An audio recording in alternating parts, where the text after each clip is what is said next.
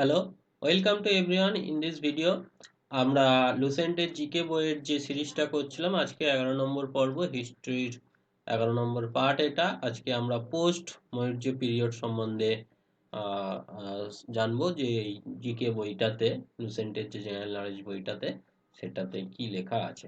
ঠিক আছে, দেখো এখানে বলছে যে পোস্ট মৌর্য পিরিয়ড, বা এটাকে আমাদের বলা হচ্ছে প্রি গুপ্ত পিরিয়ড, মানে মৌর্য যুগের পর আর গুপ্ত যুগের আগে যে সময়টা ছিল, সেখানে বিভিন্ন ডাইনাস্টি বা রাজবংশের উৎপত্তি হয়।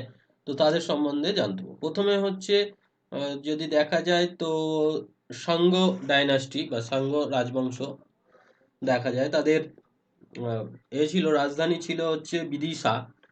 এই সাঙ্গ রাজবংশের প্রতিষ্ঠাতা যদি বলা যায় তো পুষ্যমিত্র। তার রাজ্য বিস্তার যদি দেখা যায় তো দক্ষিণে নর্মদা নদী, পাটলিপুত্র, অযোধ্যা, বিদিশা পর্যন্ত বিস্তৃত ছিল।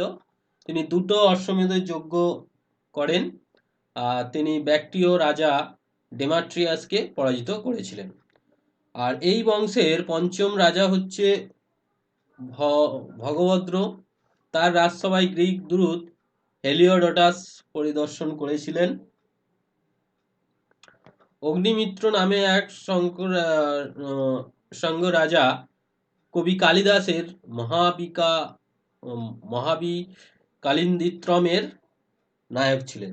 তো এই অগ্নিমিত্র, ইনি হচ্ছেন কবি কালিদাসের যে ড্রামা বা এ ছিল, তার নায়ক ছিলেন তিনি।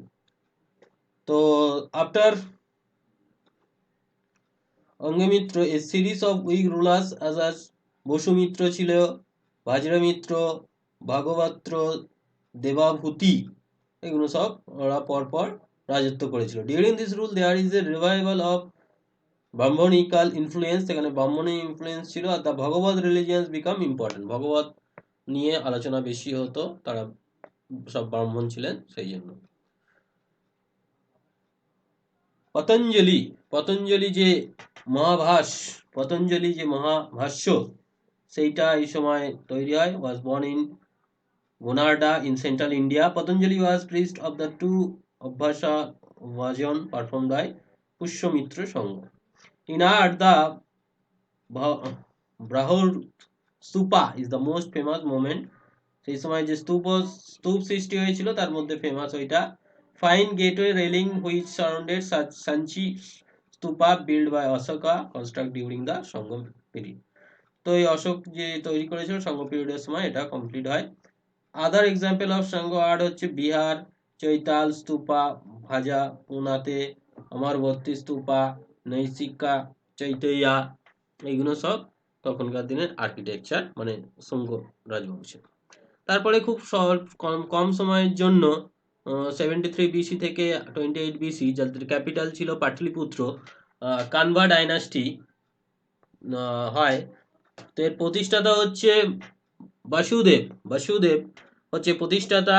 আর তিনি হচ্ছে শেষ শুঙ্গ রাজা দেবভূমিকে হত্যা করেছিলেন। ঠিক আছে, দেবভূমিকে হত্যা করে তিনি রাজা হন। আহ, তো দক্ষিণাত্যে সাতবাহনে চলে যায় তারা পরে। তারপরে যদি আছে তো কলিঙ্গের চেতি রাজবংশ ছিল। কলিঙ্গের চেতি ডাইনাস্টি। তো তার আগে আছে সাতবাহন। সাতবাহন হচ্ছে বংশের কথা যদি বলা যায়, তা ক্যাপিটাল হচ্ছে পত্রিস প্রাতিস্তানা বা পাইথান, যেটা হচ্ছে মহারাষ্ট্রতে। মৌর্যদের ডেক্কানা সেন্ট্রাল ইন্ডিয়াতে সাতবাহন বংশ এ করছিল, দক্ষিণ ও মধ্য ভারতের প্রতিষ্ঠা ছিল। তো এর প্রতিষ্ঠাতা হচ্ছে শিমুকা গণ্য। আর এই বংশের তৃতীয় রাজা হচ্ছে গৌতমীপুত্র সাতকর্ণী। তিনি তার শৌর্য বীর্য সাতবাহনের উপপর্যায়ে পৌঁছে দেন, মানে তিনি শ্রেষ্ঠ রাজা এই বংশের।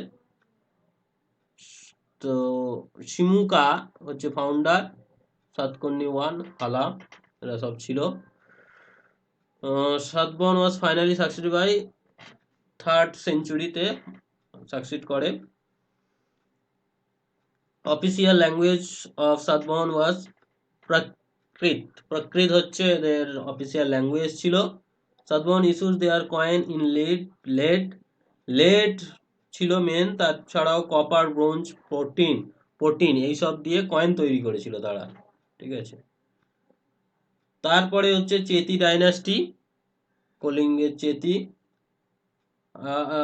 After death of Ashok is surrounded obstacle a new dynasty known as the Cheti dynasty অশোকের মৃত্যুর পরে তৈরি হয়। আর information about the dynasty slowly Hathigumpha যে ভুবনেশ্বরে আছে, হাতিগুম্পা শিলালিপি, তার খারবেল দ্বিতীয় রাজার আমলে চেতির বিষয়ে বিশদে লেখা রয়েছে। খারবেল দক্ষিণে গোদাবরী তীরবর্তী অঞ্চলে তার রাজধানী স্থানান্তরিত করেন। তিনি ছিলেন জৈন ধর্মাবলম্বী এবং তিনি ধর্ম সম্প্রসারণে পৃষ্ঠপোষকতা করতেন। ওকে, উদয়গিরি হিল হয়েছে।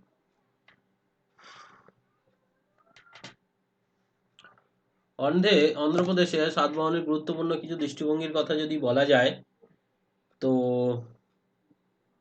সেখানে আমাদের বলতে হবে যে ব্রোঞ্জ ব্যতীত বেশিরভাগ সীমা ধাতুর মুদ্রা প্রচলন ছিল। উত্তর ও দক্ষিণ ভারতে সেতু বন্ধনের ভূমিকা পালন করে। সাতবাহন শাসকগণ নিজেদের ব্রাহ্মণ বলে অভিহিত করত। বৈদিক রাজনীতি মেনে কৃষ্ণ, বসুদেব প্রভৃতি দেবতার পূজা করত। যদিও তারা বৈদ্য সন্ন্যাসীদের ভূমিদানের অনুমতি দিয়ে বৌদ্ধ ধর্মের উন্নতি সাধন করেছিল। তখন দুই রকম স্থাপত্য চালু হয়। বৌদ্ধ ধর্মের মন্দিরগুলোকে বলা হয় চৈত্র, বৌদ্ধ ধর্মের মন্দিরগুলোকে বলা হতো চৈত্র, আর মঠগুলোকে বলা হতো বিহার। পশ্চিম দাক্ষিণাত্যের কবলে চৈত্রটি ছিল প্রসিদ্ধ। অশোকের সময় থেকে জেলাগুলিকে বলা হয় আহার। মৌর্যযুগের সময় থেকে তাদের কর্মচারীদের বলা হতো অমত্তা বা মহাপাত্র। ব্রাহ্মণ ও বৈদ্য সন্ন্যাসীদের কর মুক্ত গ্রামের অনুমতি দেওয়া হতো। অশোকের আমল থেকে সরকারি কাজকর্মের ভাষা ছিল প্রাকৃত এবং লিপি ছিল ব্রাহ্মী। গাধাস্ত নামে একটা প্রাকৃত ভাষার লেখা গ্রন্থ হালা নামে এক সাতবাহন রাজাকে উৎসর্গ করেছিল। সাতবাহনদের বলা হতো ঢাকাতে আর্য বংশের পতাকা বাহক। তারাই ছিল ভারতের প্রথম জাতি যারা রাজার ছবি সংবলিত কয়েন ব্যবহার করত। এই কয়েনগুলোর পিছন দিকে দক্ষিণী ভাষায়, তেলেগু বা কানাড়ায় কিছু লেখা থাকতো। নাগার্জুনা কাণ্ড ও অমরবতী সাতবাহন বংশের শাসনকালে গুরুত্বপূর্ণ স্থান হয়ে ওঠে। এই সময় অমরাবতী স্তূপ নির্মিত হয়। এছাড়া হচ্ছে এখানে যদি দেখা যায় ফরেজিয়ান বা গ্রিক বাইরের বৈদেশিক যেসব যারা এসেছিল, Greek India, bacterial Greek was first ফরেজিয়ান ruler of north West India post Maurya পিরিয়ডের সময় আসে। মেনান্দার known as the Milani is the converter of the Buddhism of Nagarjuna. Indragiri rule is important in the history of India because the large number of coin সেই সময় চালু হয়। গান্ধার school ওয়েস্টার্নেতে ছিল। শাকাস নন্দাস replace by Indo Greek, তাদেরকে replace করে এই শাকাসরা। তারপরে হচ্ছে পার্থিনিস,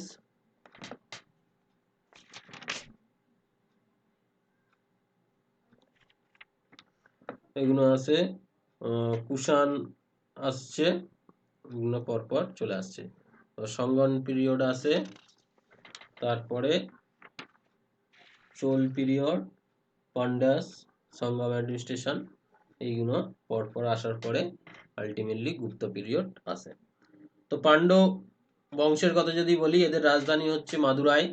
মেগাস্তিনিসের বিবরণে জানা যায় যে তাদের রাজ্যে এক মহিলা শাসক করতেন এবং রাজ্যটি মুক্তের জন্য বিখ্যাত ছিল, মুক্ত পাওয়া যেত। রোমান সাম্রাজ্যের সঙ্গে ব্যবসা করে পাণ্ড্য রাজারা লাভবান হয়েছিল।